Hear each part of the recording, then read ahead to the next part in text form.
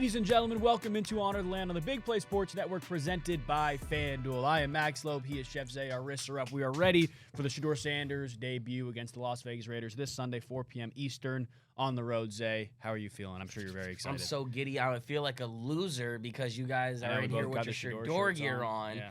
I stared at my Shedeur shirt. I stared at my Shedeur jersey, and I'm just like, nah, I got to wait until game day to put it on. But now I'm sitting here with full regrets. But I feel like Christmas has came early. Yeah. So I'm excited. How you feeling? Good. I'm excited, too. I think it's going to be an awesome game, and I think this is an awesome matchup for anybody who wants to see Shedeur Sanders succeed. It probably couldn't get any easier.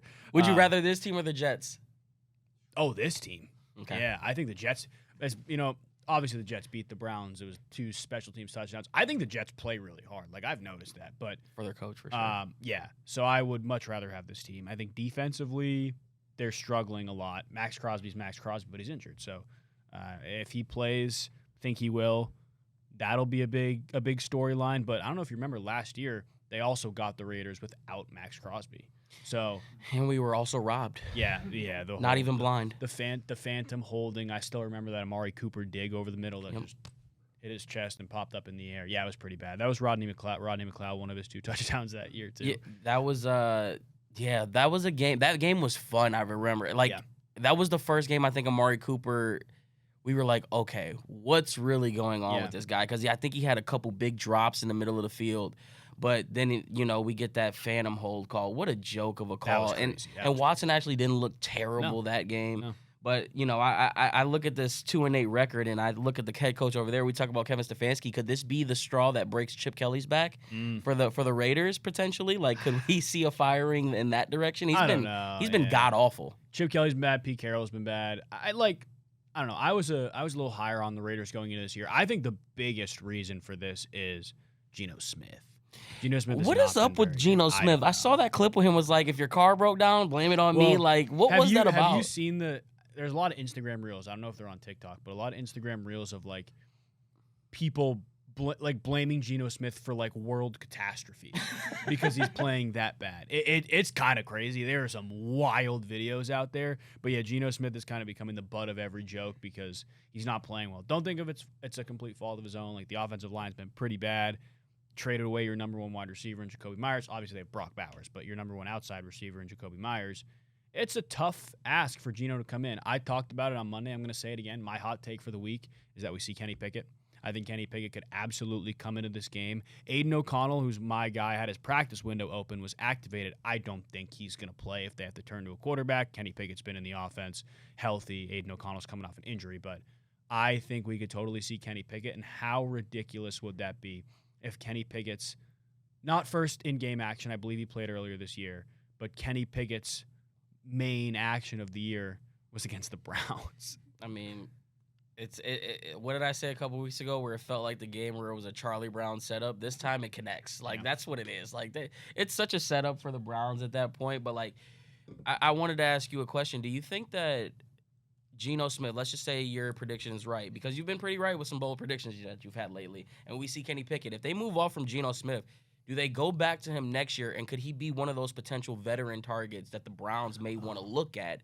Just because you think about the situation that it would be, Geno Smith wouldn't have many more go-around. That may be his last opportunity, and then if he plays bad, it gives your time for the rookie that you probably might draft or Shedeur to learn from an actual veteran who's had that up and down success in that roller coaster. Yeah. Could he be a potential target next year at that quarterback position if they do, decide to move on from him? Absolutely. I think that could totally be in the cards. I still do think, and we've talked about this, the quarterback room will be headlined by Deshaun Watson next year. I do too. Assuming he's healthy, but I still do think that's going to be their starting quarterback week 1 next year. Who else do you think could be in that veteran boat, though? I think Kyler Murray, we've talked about potentially moving off from Arizona. I don't know if I consider him a veteran. He's been in the league for a little bit, but Geno Smith, if I'm remembering correctly the draft years, I'm pretty sure was drafted pretty significantly before. 13 years ago. Kyler, yeah. But he is a veteran. As for Kyler, I think it was 8-ish years, but I'm trying to think that long. Who else could be a veteran quarterback that could step into the room like that? See, I think it's a very slippery slope for the direction that they should go with that veteran presence. Like, I keep seeing the Mac Jones one being thrown around. And I like Mac Jones, but no, I don't want that. I think the Mac Jones one would kind of put you in a similar situation as this year, which really wouldn't make sense. If I'm bringing in a veteran, I need a guy who knows the situation. I need a guy who, like, listen, this is probably your last go around. Your leash isn't going to be extremely long. And the second things probably start to go south, we're going to need you to turn into that mentor. Yeah. So if someone can fit that mold, who that would be, I don't know. I just think back.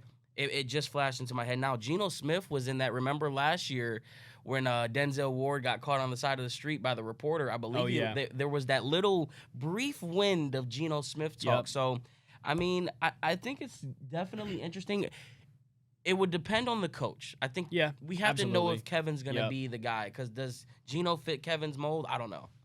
I don't know either. That's a tough one. I think the best veteran presence you could have, assuming the – not agenda, but priorities in your quarterback room, or figure out what you got with Deshaun Watson and then figure out what you got with your next best rookie. If one of the rookies goes, the third best quarterback you could have in that room was on your roster last year was Jameis Winston, I think. I feel like if you do go veteran, he can't have I think I'm leaned into the camp that I want to see Deshaun next year. Not saying like I think we're going to.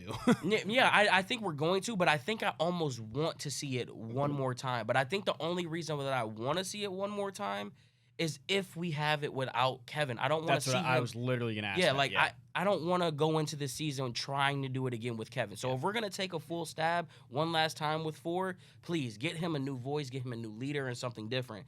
With that being said, you can't bring in a Mac Jones or a Geno Smith or someone of that caliber. It has to be like the Aiden O'Connell type, Bailey Zappi type, like someone that's not going to put that much pressure when it's like, okay, we've got Shedeur ahead of you and we've got Deshaun Watson ahead of you. He's gonna have to be one of those guys that's last resort, and I don't think Geno Smith would be comfortable being that last resort, and it would cause too much, PR nightmares in the media world. I think so.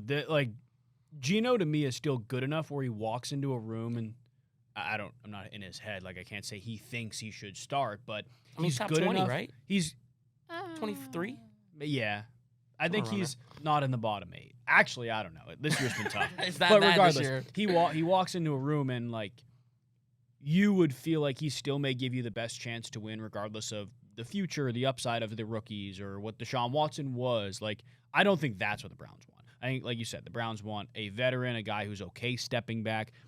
I think Jameis, to be honest with you. I know Kirk Cousins was flown around a lot last offseason. I talked about it a bunch. I'm not a Kirk Cousins guy. Also a guy who I think who would want to start if he went somewhere. I don't think the Browns can really afford to bring in another player who's like, I want to start. This is my job. Especially if they get a new coach. I don't think that's happening. Mac Jones is the prime example who you cannot bring in, because he's playing really well in San Francisco. Like, he got pulled for Purdy last week, not at any fault of his own. Like, he was playing his behind off, and then Purdy came in. I love Purdy. Purdy played great last week. But this is a guy who's had a sample size of about 7 starts where you're like, this guy's good and could start for my team down the line. I don't think that's what the Browns want. I think they want to figure out what they got in.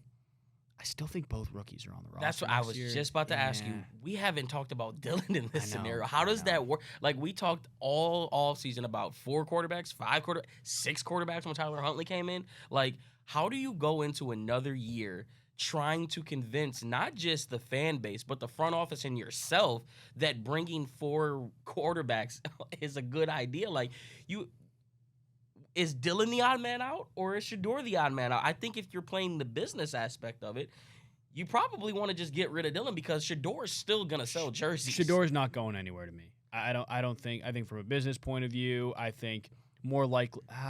They just let Dylan walk or cut him? How does that work? If there's a new coach, yes, I think so. Look, Mike Vrabel set a pretty hard standard for what he did in New England, cutting. Jalen Pope was that receiver, right? But Cole Strange too, like. Yeah. There's no messing around. And if this was truly Stefanski's guy, which seems like was the case, if he's gone, and Stefanski's gone, like, who's there to go to bat for Dylan Gabriel? I was on live stream yesterday and I briefly went over this.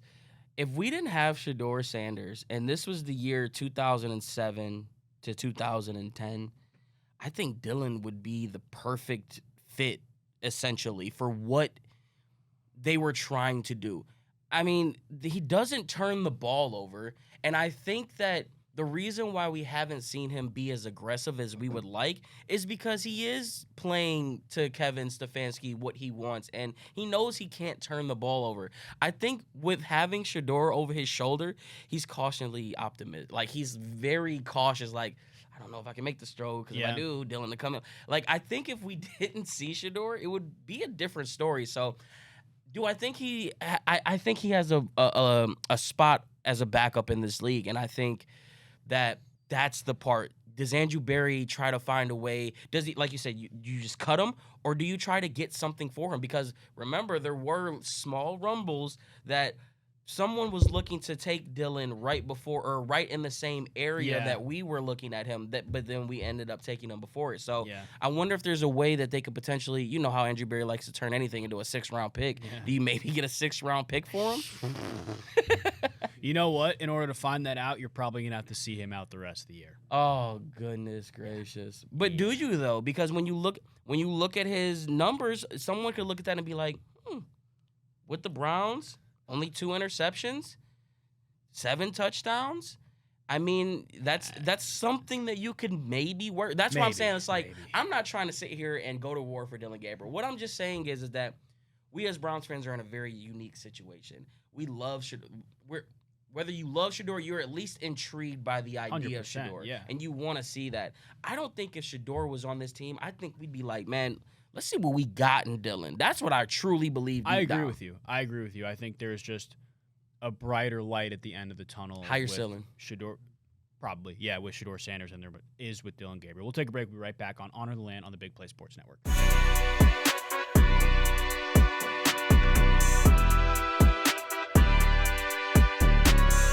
Welcome back into Honor the Land on the Big Play Sports Network. I am Max Loeb. He is Chevsay. Today we're continuing to talk about this Browns offense, and I want to bring up Jerry Jeudy. Did you see the interview, the comments? What were your initial thoughts? I don't know. That was my initial thoughts. I liked it. I'm usually very good at picking up what the message is, but that was so out of Jerry Jeudy's character.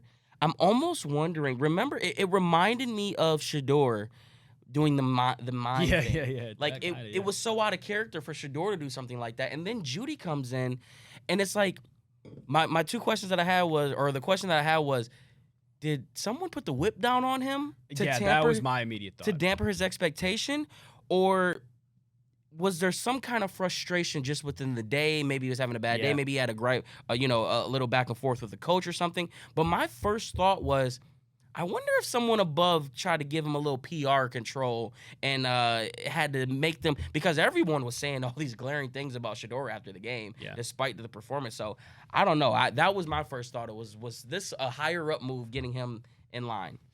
That was my immediate thought too. I don't know if this is a hot take. I loved seeing Jerry Jeudy like that. I loved it too, because usually he responds. This has been a frustrating season, and majority of every single time we've seen Browns players walk up to the podium. It's, we got to focus on our job. We got to do A, B, and C. Outside of, I think, the Miles critique after the Steelers loss when they didn't really run the ball. But even then, it's clear to see when Myles Garrett critiques, he's kind of more buttoned up about it. Like, he's not over the top frustrated. You could visibly see Jerry Jeudy was really frustrated.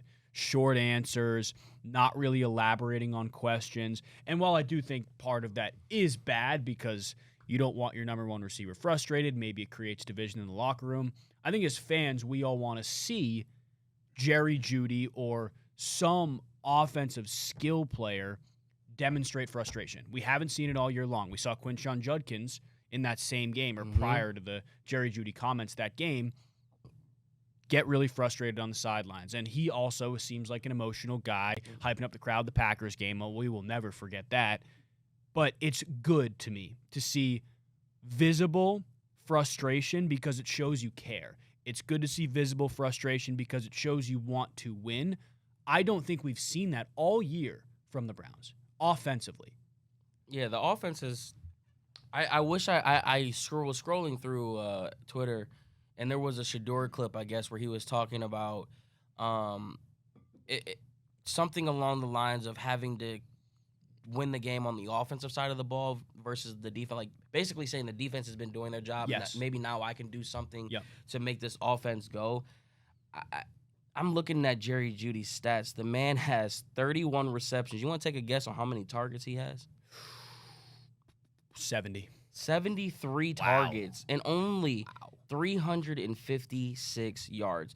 We're talking about a guy who was just coming off of a season with 1,200 yards and his career best game with 250-plus yards. Jameis Winston. Like, if I'm Jerry Jeudy, I'm frustrated too because guess what? Contract talks are going to be coming up pretty soon. Yeah. I need to get paid. Yeah. And y'all already got the deal, the bargain on the first go around.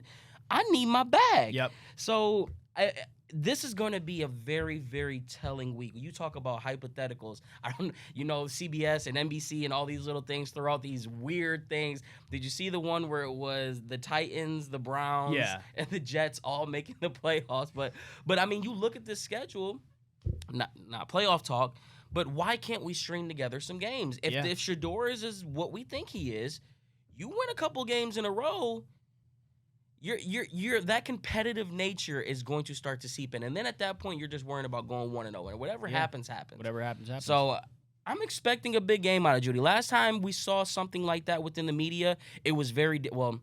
Obviously, the week 2 with the Ravens was a little bit different. He did call the shot there, didn't respond. But you go back to last year, that Denver game where he said he was talking that talk, and he came out there and walked that walk. I expect Jerry Jeudy to have that same type of response this week where, you know what, I'm not going to talk. I'm just going to come out here and walk it. So I'm expecting a big game out of 3 this week. I like Guys, that do you a lot. think we threw up a poll on social media? Do you think that Jerry Jeudy will be the leading receiver, though, for the Browns and Shedeur Sanders' debut?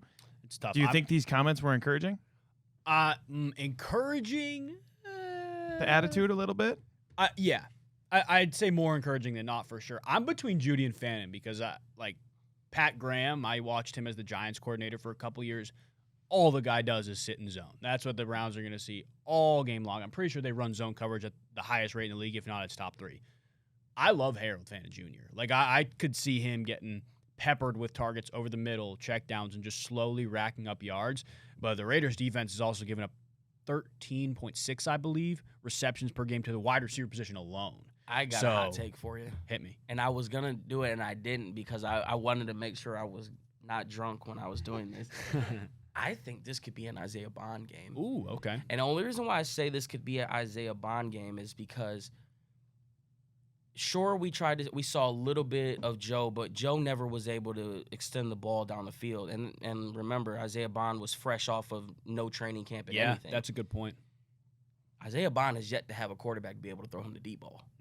And there were a couple plays on that Kurt Warner thing where I'm looking at Isaiah Bond and I'm like, man, this dude's fast. This dude, like when you're watching him run that goal route, it's noticeable. And I think Shedeur is going to be able to get that ball out there. You mentioned the zone.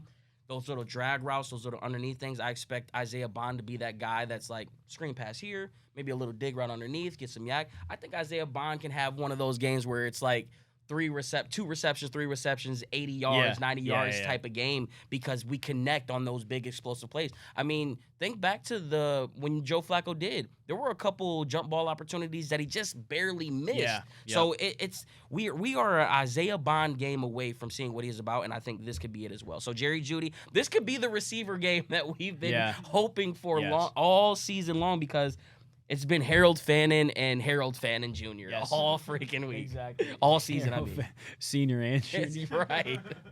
But no, I don't know if you watched the Raiders-Cowboys Monday night game, which we didn't even mention, by the way. Raiders coming off an extra or one less day rest, which is important. But that secondary's bad. It's really bad. And I don't know why teams in general, but the Raiders too, will put themselves in man-heavier situations. Again, they run a ton of zone, but in the money down, it's nothing creative. It's just like you're playing man-to-man, one-on-one. When you have George Pickens and CeeDee Lamb, it's a really bad idea. So if they did it against them, I expect them to do it against the Browns in those money downs, the third downs.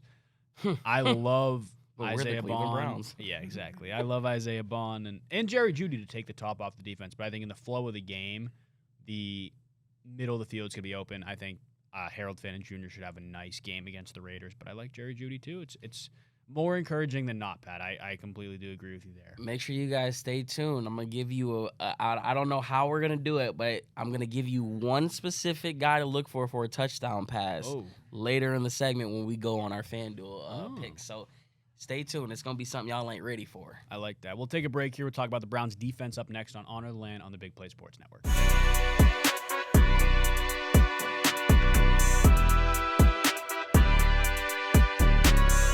Ladies and gentlemen, welcome back into Honor the Land on the Big Play Sports Network. I am Max Loeb. He is Chef Zay. Zay, we've talked about the Browns offense. We'll talk about him more throughout the episode, but we still do have to talk about this Browns defense who's been playing unbelievably well. Mike Hall made his name, but obviously Myles Garrett, right? 4 sacks last week. Did you know, I don't know if I got duped on Twitter, but I'm pretty sure this is true. The reason that Myles Garrett hasn't won Defensive Player of the Week. Because he hasn't won. When the 4 sack and the 5 sack performance is because he hasn't won, the Browns haven't won the game. That's crazy. How does that make any sense? I don't know. I think it was Gerard Cherry or somebody said it. They were like, oh, I didn't know that this was the defensive best player of who won the game. You know what I mean? Like, what are we talking about here? You get 5 sacks in a game. This dude should you might as well just hand him the freaking you get it once. That's crazy. You get it twice. Give me a freaking break. Give him the damn Defensive Player of the Year already. Yeah. I mean, what is it at? What is the FanDuel odds at now? It was plus 700 to start the year. It's minus something now. It's got to be minus 125, minus 220, minus something. But, that's this defense, I'm excited to see the energy on the defensive side of the ball. Yeah. They've already been carrying the load this entire season. And knowing that, I mean, I just think back to this game. They went 3-and-out with Shedeur. And then they came back and got a stop instantly. Shedeur throws the pick. They say, don't worry, bro. I got your back. Yeah. Right again. Got the pick right back. So the defense is already feeling that new life. So I expect guys to be flying around. Myles Garrett, I expect it to even go to another level because of the Alex Wright contracts and because of that new feel and everything. Like, the defense is on the trajectory to do even more now. So I couldn't be more excited. You get a lead with this defense now. Oh, it's going to be. I mean, you already see what they do when they do get the lead. So offense just has to be a little serviceable. Yeah, shout out to Alex Wright, our guy, friend of the program. A 3-year, $33 million extension, $21 million guaranteed. Very, very excited for Alex Wright. I mean, everybody knows who's watched him this year, last year, prior to the triceps injury, and then even 2 years ago. He can play. And he's a huge, huge reason that the Browns' defense is as good as it is because so much attention is going to Myles Garrett still. Like the double teams. We saw a couple triple teams. But the double teams where somebody else on the other side has to win. A big reason they were so successful in 2023 was guys like Shedeur Smith, who could get after the quarterback. Guys like Obo Okoronkwo, who could get after the quarterback. Alex Wright has not only filled shoes in that world, but has also been great against the run. Very, very well deserved, and it's good to see the other side of that line of scrimmage. You got the bookends of a defensive line locked down for what would be now 4 more years. It's very exciting to see. Yeah, no, it makes me think of just like what this team could actually be. You think about all of the great defenses over the years, the Denver Broncos when they won the Super Bowl with that great defense, obviously the Ravens when they had that great defense, the Chiefs when they had McDuffie playing at an elite level, like. It gets the Eagles with what they did. Yeah. Like, you got the defense. This is a Super Bowl. Like, this is a dynasty defense. I agree. Carson Schwarzenegger's under contract. Mason Graham is a rookie. Denzel Ward's still under contract. Myles Garrett just got extended. Grant Delpit's still under contract. JOK, heaven forbid, we get him back. He's still under contract. Like, you're not just talking about a fluke year. This is for the next 3 to 4 years of pure dominance. And if they continue to hit on the draft, it's only going to get better. So 100%. Please, offense, wake up for this damn defense and let's get this thing going. Yeah, I think this week, above all else, we'll definitely see it. Las Vegas giving up 3.1 sacks per game. That's the 7th most in the NFL. Sheesh. I don't know if you saw the Cowboys-Raiders stat line, but Genty had I believe it was a 10-yard run or an 11-yard run. He finished with 6 rushing yards. So, he's good. I love Ashton Genty. I think he's an awesome player, and I think anybody who turns on the tape and says this guy doesn't have it, I think is fooling themselves. I agree. I don't disagree there, but I also wonder, situations changed, all this stuff. Regardless, You remember I'm sorry to cut you off, but No. since we're on the topic of Genti, you remember when you pitched the idea of I wouldn't mind us getting Genti, and I was devastated. I still wouldn't mind it. Hell no, give me 10 every day of the week. I agree. I mean, looking at how the draft went now, I'm not changing a thing. Well, I'm not changing a thing for the first few picks, but yeah, I mean, there was absolutely a world where Genti was off the board at 5 for the Browns, and I wouldn't have hated it, to be honest with you.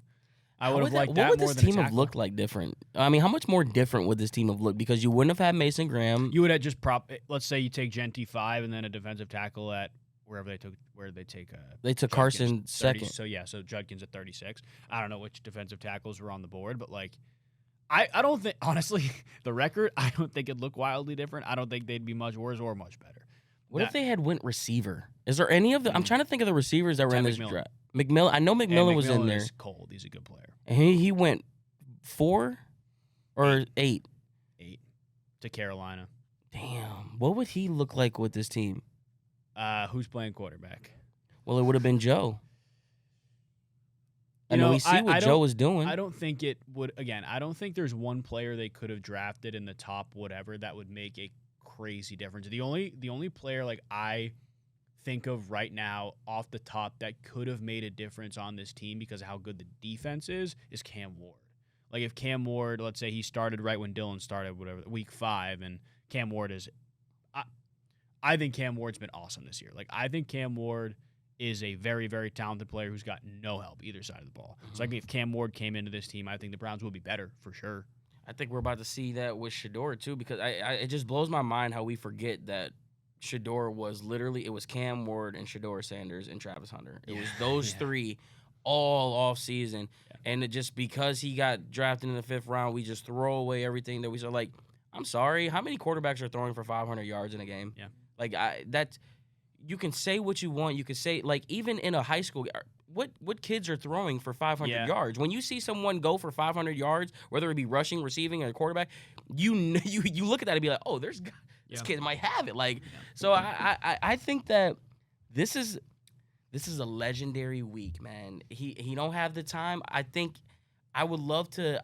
This may be crazy. I think if Shedeur had the same scenario that you just laid out for Cam Ward, I think we'd be in a better position. Say that. So if Shedeur, you said if Cam Ward had came in when Dylan came in. Oh, like Shedeur came in week 5. Or was that when it was? Week 5. And if he had the same scenario as Dylan, where he got the reps, he was being put into the position, he's got, just to win or just to succeed, I don't think we'd be in this situation. And I guess only time will tell that. Yeah. But from week 5, you think about it at week 5, nothing was dead. The season still wasn't dead at week 5. Yeah. You mean to tell me you're gonna get all of that energy and all of the, like, how many games could we have won? The Minnesota game, Minnesota's would have probably one. been different. The Steelers game, no, give or take. Yeah. Dolphins they won. They won. The Jets game, we would have won that game. Probably, yeah. Not like, what are we talking about here? So we're talking about potentially two more wins. So and like I think yes, the Browns would have been better. The record would have been better. I still think they'd. I think there would be a lot more hope. I think we'd all be fooling ourselves. Well, it depends how good Shedeur Sanders is. It's unknown. And it is unknown. I think they would be a little bit better, but I don't think this is a playoff team. Like, I look at a lot of the tweets, a lot of people saying, like, you have a C+ offense, and this team is a playoff team. That's good enough, though. It is good enough. It's a tough ask for this team to be above 500 with a C+ offense. Like, the Minnesota Vikings game, with I go back. C+? Yeah. C+ is damn near a B. Yeah, but like, I think this defense is that good. I agree with you. This defense is that good. I'm trying to think of who's had C+ offenses. I'm trying to jog the mind too. I mean, the Chiefs last year, offense. I mean, granted they had Patrick Mahomes. That's an anomaly, but my first thought, guys, was the 2000 Ravens. I mean, Trent Dilfer. I know it's a different era or whatever, but we talk about teams like that where you can win without a quarterback that played well. I'm trying to think of the 2017 Jaguars, Blake Bortles. The Jaguars. Yeah. With Blake Bortles. Oh, Their yeah. offense Blake Bortles wasn't. 2017. I mean, who the hell was on that offense that year? Leonard Fournette. That's it. Yeah. Yeah. So I mean, we're talking about a team that that was the year that they were Saxonville, and they damn near made it to the Super Bowl. Yeah. So I'm telling you, this team, if this team gets C+, we are talking about competing, maybe not for a Super Bowl, but we are at least talking about an AFC Championship run. I don't think so.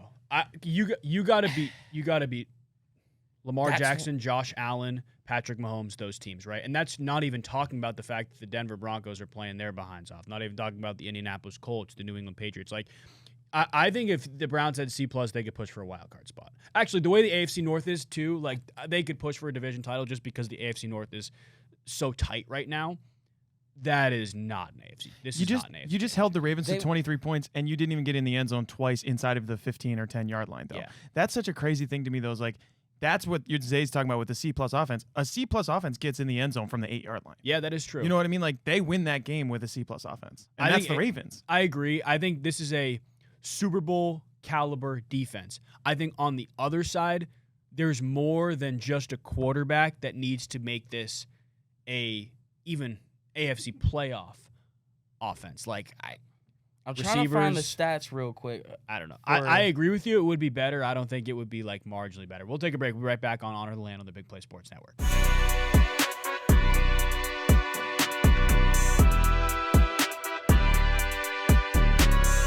Welcome back in On to the Land on the Big Play Sports Network. I am Max Loeb. He is Chef Zay. Continuing to talk about this Browns offense. Zay, you're talking about the Jacksonville Jaguars comparable to this team. We can gloss over it after this, but you said C+ wouldn't get it done. This was in the AFC Championship game versus the New England Patriots, and it was 20-24. I don't even know if this is considered C+ offense. Blake Bortles, Leonard Fournette. Leonard Fournette's probably your guy. Yeah. Alan Hearns. Yeah. Who? Yeah. C. Grant. Who? I don't even know who that is. Yeah. Mercedes Lewis. Hey, I like Mercedes Lewis. K. Cole. Kenneth Cole. I don't even know who that is. D.D. Westbrook. D.D. Westbrook. T. Bohannon. I don't even know who that is. Tommy Bohannon. Yeah. Bohannon. Jay O'Shaughnessy. Yep, couldn't tell you. T.J. Yeldon. And B. Kayak. Yeah. That's not even. Is that C+? Yeah. That might be C-. But the thing is, like, I'm with you. Like, I think an offensive improvement would make this team very good. I love Shedeur Sanders. I'm so excited for this debut. I don't think him coming in as a rookie right away will make this offense that lacks holes. The offensive line is not playing well in the pass game. Needs some wide receiver help. I don't think it just magically patches everything that they can compete for an AFC Championship this year. Well, no, not this year. No, definitely not this year. I'm talking. Okay. I'm talking about. I thought you were saying this year. No. I'm talking about. You said the C+ doesn't get you because I said C+ offense will get you to an AFC Championship run, and you said no. And I'm just thinking. I think with this defense, usually you're right. I'm with you. A C+ offense alone is not getting. It may be a wild card if you're lucky. But with this defense, a generational defense, one that is arguably the best, with arguably one of the best players, if not top 3 defensive players we've ever seen, you can cook with a lot of grease with that, and you can serve a lot of wins up with a C+ offense in this defense. That's my point. I agree, and I think you need a quarterback who's been there to help you out in that world. That's why I think Blake Bortles was a guy who'd been in the NFL for a little bit at least. But no, I don't entirely disagree. Like I think an average offense could bring you there. That's all we need. Like I look at some of the teams now, like teams who are competing for the playoffs, who have an elite defense. Patriots, their offense is above average. Mm-hmm. Buffalo Bills don't have an elite defense. What's their offense? Their offense is ass. The Bills? It's Josh Allen and that's it, and Cook. Yeah, but they're scoring like 30 points a game still. I know they got. But that's Josh Allen. They scored 9 offensive points against Texans. But yeah, like it's still a good offense. Steelers, I think, do have a good defense. Their offense is, I'd say, average. C+. Do you think that's like an AFC Championship team? I know there's levels between their defense and the Browns' defense. I think honestly, I think they might be with Aaron Rodgers. I was gonna say I think the Steelers are a very different situation. I wouldn't want to play them. Yeah, I wouldn't want to play them either. Ravens, I don't know if the defense is elite, but it's playing well. Colts, not an elite defense. Broncos have an elite defense. That's probably the best example right now. It's probably how you feel about the Denver Broncos. Unequivocally elite defense, and they're playing well without Pat Surtain, which is important to note. Mm-hmm. Other side of the ball. Offense hasn't been that good. Like if you were to look at the Denver Broncos in the current landscape of the AFC, could you trust them to make the AFC Championship? I can trust them because of their coach. Okay. You know what I mean? Like Sean Payton already made it competitive last year. Bo Nix got another year under his belt. I think obviously the players are going to have to execute, but I think when you talk about playoffs, coaching is a huge sway in things, and Sean Payton will find a way to get it done. So, yeah, I mean, I look at the Broncos' offense. I mean, they've got better skill position players where it matters. I think our running back position is probably better, but I think their receiving core is definitely better than ours, and it's not even close. Yeah. And Bo Nixon is better than any quarterback that we have on this roster. Yep, their offensive line is also one of the best in the league. Exactly. So, yeah, I think Denver's offense is probably better. Other side, NFC, just other side. Eagles' defense is good, and they're playing better. Bears, no elite defense. Really the only elite defense in the NFC right now, I'm going to say, is Seattle. But Seattle's offense is humming. Sam Darnold's playing really well. Clint Kubiak's an awesome coordinator. JSN's arguably the offensive player of the year. Like, I don't know. It doesn't – it's so hard to debate because this doesn't happen very often, where the defense is so good, but the offense is so bad. There's no middle ground that the Browns have reached this year. Last year, the defense was worse. 2023, I don't know. I think you had better than a C-plus offense with Joe Flacco in 2023. 2023, that offense was, I mean, Amari Cooper was a 1,000-yard receiver. David Njoku was, I believe, close to 800 and something yard receiver. Yeah. Nick Chubb wasn't there, but Jerome Ford picked up a tremendous amount of slack that year. He did. I mean, that offense Kareem was Kareem Hunt. Yeah, Hunt was awesome. That offense was C+, B-. Yeah, it was I think it was better than C+. I think it was better than C+, just because of the quarterback position. Yeah, exactly. Well, it's quarterback and head coach, and that's the reality with it. And I also do think that there's some substance to what we talked about all July, all August with this whole complimentary football thing. I wonder how much – I don't know if the Browns defense would be that different if they were off the field less, but I think there's some merit to asking, like, would Myles Garrett be fresher? Would the snaps where you have to roll out a 2D line because your 1D line was just out there for however many snaps and the offense went 3 and out, would those decrease where you had physically more snaps of Garrett, Mason Graham, Malik Collins, Alex Wright? Like, would those increase? If those increased, I think the defense would be better. I don't know. I think the defense would love to be out there as much. Yeah. I just think that they would love it a little bit more if the offense could help them just a little bit. Like, we get you the ball at the 5-yard line. Score, touchdown, maybe please, score the ball instead of kicking a field goal. Those things matter, and that's why somebody asked me this week, why did we lose the game last week? And I went instantly to that moment. Now, sure, there was the Mark Andrews thing, and there were all those other things, but like, you want to talk about when the moment you needed to seize, you didn't, and you're number one, just all of the things that go in with it, the situation, the team. And the situation again. Yeah. Like, dude, it's an AFC North opponent. It's at home.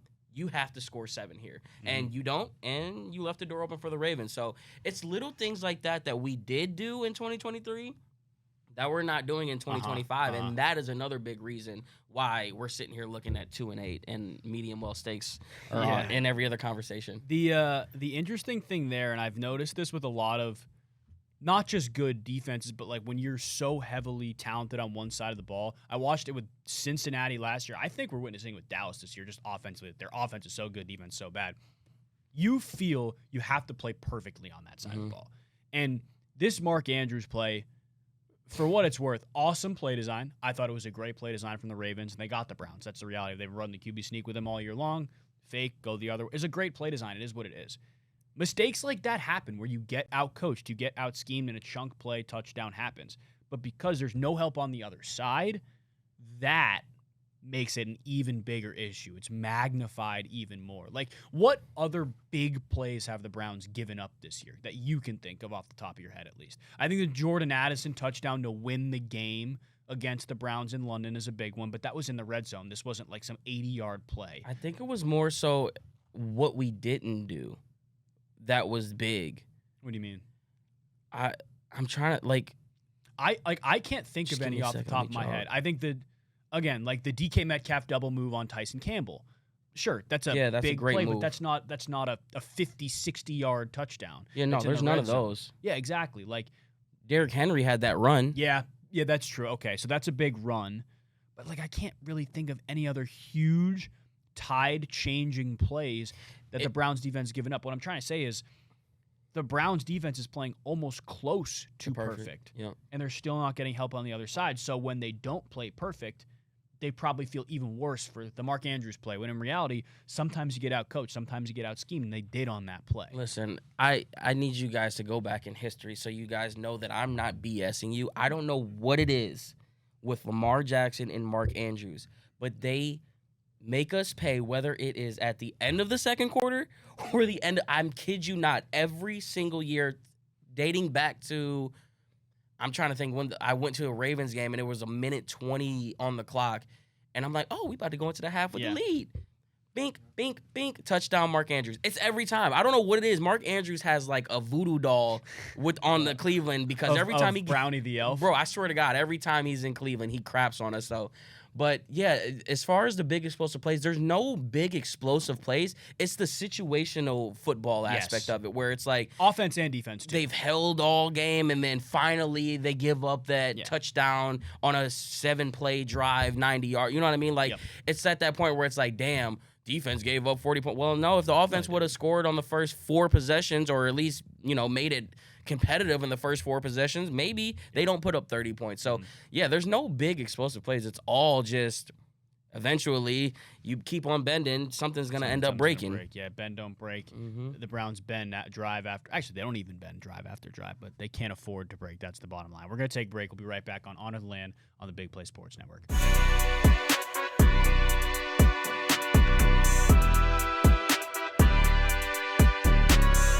Welcome back into Honor the Land on the Big Play Sports Network, presented by FanDuel. The NBA is in full swing, so even if you missed the start of the season or want to ride the hot hand, FanDuel has live bets on everything from who will score next to fourth quarter comebacks. Plus, you can even combine your live bets into a same-game parlay for a shot at a bigger payout. However you want to play, now is the perfect time to join, because FanDuel is giving new customers $300 in bonus bets if your first $5 bet wins. So just visit FanDuel.com/bigplay to sign up today. Play your game with FanDuel, official sports betting partner of the NBA. Must be 21 plus and present in select states. For Kansas, in affiliation with Kansas Star Casino, or 18 plus and present in D.C., Kentucky, or Wyoming. First online real money wager only. $5 first deposit required.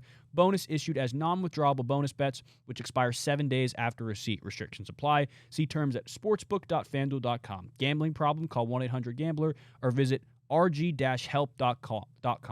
Call 1-888-789-7777 or visit ccpg.org/chat in Connecticut, or visit mdgamblinghelp.org in Maryland.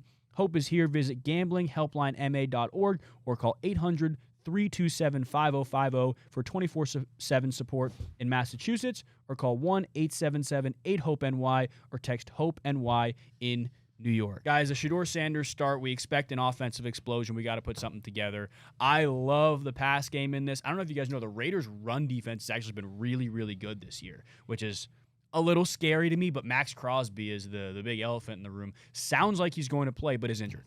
He has a knee injury. I don't think he or any of the Raiders staff wants to mess with that long term after they paid him all that money. What are you guys thinking for this game in terms of players that you like, or even, non-player picks? Well, number one, 158 passing yards for Shedeur Sanders is absolutely disrespect. Smash the over on that. If you ready for this big, listen. If Cal Manella, whatever his name is, if he plays the tight end, he's scoring a touchdown. Wow. I don't know why. I don't know why I'm going that direction. He's not on here right now, but if he plays and you see, I would just do every drive, just sprinkle a little something on Cal Manella, whatever his name is. Sal Cannella. Him, he's scoring. And if it's not him, we know who's scoring the ball. Caden Davis, right? Yeah, Caden Davis. Like, we know Caden Davis is going to score the ball. If it's not Caden Davis, it's going to be Gage. One of those guys are scoring. I don't think Sal Cannella is active. I don't think he's active either. That's why I wasn't sure. Yeah, no, I don't think he is. So he's not active on the roster. No, but David Njoku. So look at Blake Whitehart then. Blake Whitehart is the third string tight. Yeah, Blake Whitehart's a good one. Blake Whitehart might score because David Njoku, I believe, didn't practice with the knee injury yesterday, if I'm correct. Yeah. So he might not be playing this week. Blake Whitehart, whatever backup, go ahead and throw it down there. But Shedeur Sanders, can we just build a Shedeur Sanders slip? We totally can, yeah. Over the yards. What is it? They got it. If it's at 1, oh my gosh, over a half a touchdown. What's that at minus what? Minus 160. Okay, that's not bad. That and then we'll take a receiver. They got Jerry Jeudy. Or we just take Brown's money line. 30 yards is minus 158 for Jerry Jeudy. Yeah, that's solid. And you talk about zones that they were playing. I don't know. I mean, the Raiders' run defense is really bad. Yeah. First of all, why are the Browns? I don't know why the Browns are underdogs. I know they're bad. Vegas is bad. Like bad. Plus 168 too. That's some good money. What's the line? 3.5 right now? 3.5. All right. For our honor the lay, I'm just gonna say Browns plus 3.5.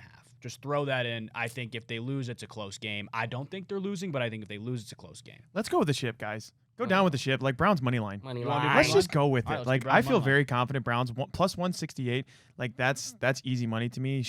Zay, honestly, I think we're gonna build a Shedeur Sanders slip anyway. Yeah, but I'm if you look at the alt line that we talked about this on the Big Factor the other day, but plus 150 plus yards is at minus 158, but then 175 yards plus is at like plus 134. The difference of 150 to 175 is not really that large to me. I really like that in the parlay. Having 2+ monies is a little bit dicey, but I think but that's good. I'm going Shedeur Sanders 175 plus passing yards. So we could do that. We can do money line.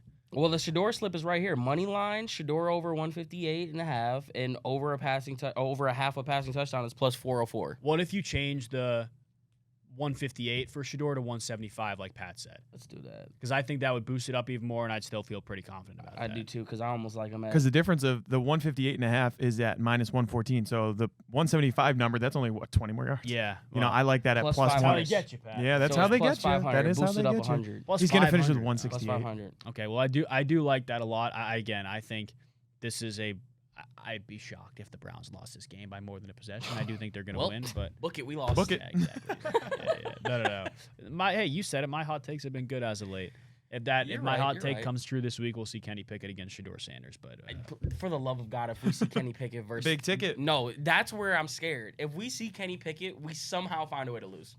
What happens if we lose to Kenny Pickett? Oh, does that make Stefanski look better or worse? That's the question. I think it makes him look better. That's a great question. We'll go to break.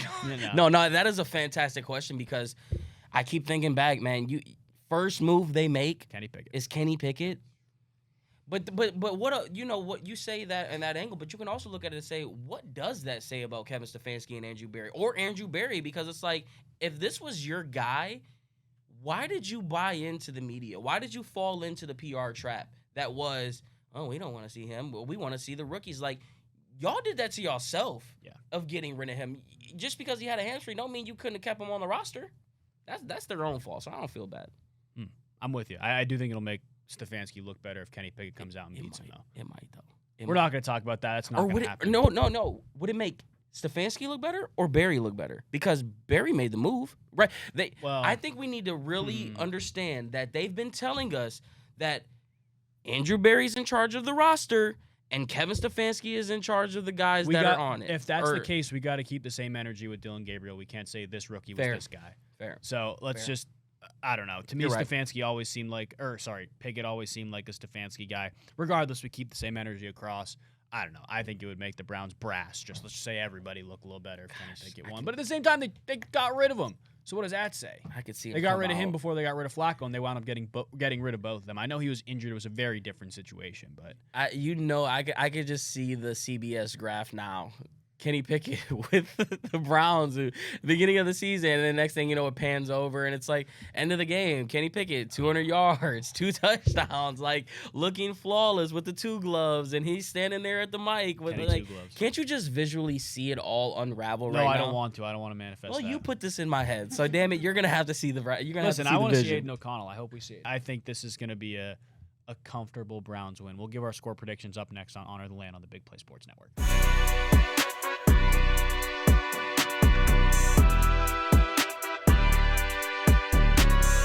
Ladies and gentlemen, welcome back into Honor the Land on the Big Play Sports Network. I'm Max Loeb, he is Chef Zay. We're going to give our score predictions and wrap this thing up. Zay, I think we're both in the same boat that they win. The point total offensively is what I think we're going to disagree on. Because I said before the show I'd be shocked if the Raiders cracked 6 points. I think the offensive line is just that bad. But we've seen teams like the New York Jets put up, 20, 24 against the Browns, because of multiple return touchdowns. I mean, we saw the Ravens return an interception inside the 20. Did they score? No, they didn't score on that possession, but they had the opportunity to. We actually held them to 3 that drive too. Exactly, yeah. So I don't know. I'll let you go first. I don't think the Raiders are going to score a lot of points. 24-3 Browns. 24-3. Yep, 24-3 to Browns. I think I've been saying it all week, and I will continue to say it. You don't stamp yourself as a legendary brand without having the opportunity to be legendary, and you are going to have. Fortunately for Shedeur, and unfortunately all at the same time, you have one crack at this. Yeah. If you do not become legendary this week, I'm sorry, brother, that brand is probably going to have to be switched to something because they're not going to give you another shot. Yeah, and this is the best opportunity he's going to get in a dome, controlled atmosphere. I was talking to a couple of my friends from back home, too. This is going to be a neutral site game, I think. I think there's going to be a lot of Shedeur Sanders fans who will default Browns fans, but Shedeur Sanders fans for sure. Poll it. We need a poll on our Twitter right now. Go and vote. Does primetime Deion Sanders make the trip to the game? Ooh. And does it affect this play? Do you think it affects this play? Yeah, I don't think he makes a trip, but yeah, I do think it'll affect his play if he does. Ooh, I'm on the other side. I think he does. I think Dad knows the moment. Yeah, and this isn't coach knows the moment. Dad understands the moment. That's and fair. I think that's what matters most, because he had that little I don't know if it was an interview or whatever he was doing. He said, yeah, I know he kind of want me up there as a dad and da-da-da-da, but he hasn't made that decision. He doesn't want to take anything away from Shedeur, and that's the dad in him. Yeah. But as a dad, if my son's making his first career start with all of this stuff, and it's a 2-3 hour, you bet your bottom dollar I'm going to be there. Prime's going to be there. I like that. Okay, well, I hope he is for that sake. If it makes him play better, especially. I'm going to go 20-6 Browns. I think the Browns 20, offense is capped a little bit more than we probably think it will be. I think they're going to struggle to run the ball. We should have talked about that a little more. What? You said you think the offense is going to be capped a little bit more?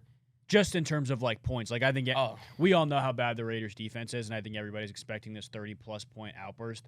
Number one, that's just not how the Browns really operate.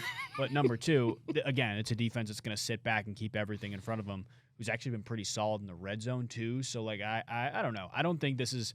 I hope it's a 30-point outburst. I don't think it is, but I do think the Raiders defense is that bad, and I think the Browns pass offense will have enough success against the Raiders secondary to score 20 points for sure. I think it was the Dogs podcast channel. They came out with a statistic. It's still been 17 consecutive games the offense has yet to muster up over 17 points.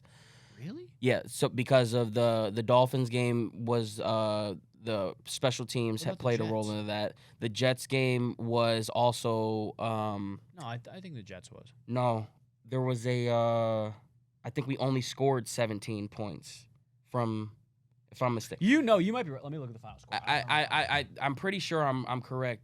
They have the stat. It's been 17. So it's been 17 consecutive games that the offense alone, not the defense or special teams or any of that, have yet to muster it up over 20 points themselves. Nuts. Yeah, that's nuts. So, like I said. So 3 touchdowns. They've yet to score, 3 touchdowns. So if you want to be legendary, now's your shot, buddy. Well, like we talked about, this is the best opportunity you're going to get. You're going to go home and play San Francisco the week after that. That's a much taller task, to be honest with you. But PJ Walker can do it. Damn it, you can. Well, you know what? I don't know. That Niners, that was such a weird game. Truthfully, one of the best games I've been to, one of the most fun games I've been to. But Debo got hurt, and McCaffrey got hurt, and Trent Williams got hurt. It was the perfect storm, I think. But you know what? You're right. PJ Walker did it, so hopefully Shedeur can. And if Dylan Gabriel starts, maybe Dylan Gabriel can. I don't want to talk about that, though. Dylan and Gabriel is not even in my vocabulary this week. Honestly, this week, it doesn't need to be. We're both very, very excited. I think this is going to be an awesome game, an awesome opportunity for Shedeur Sanders. And I think this could be the Browns' third win of the season. Which is crazy. Well. All right, Zay, take us home. Here we go, Rowdies. Here we go. We appreciate you guys watching and listening. We'll see you next time.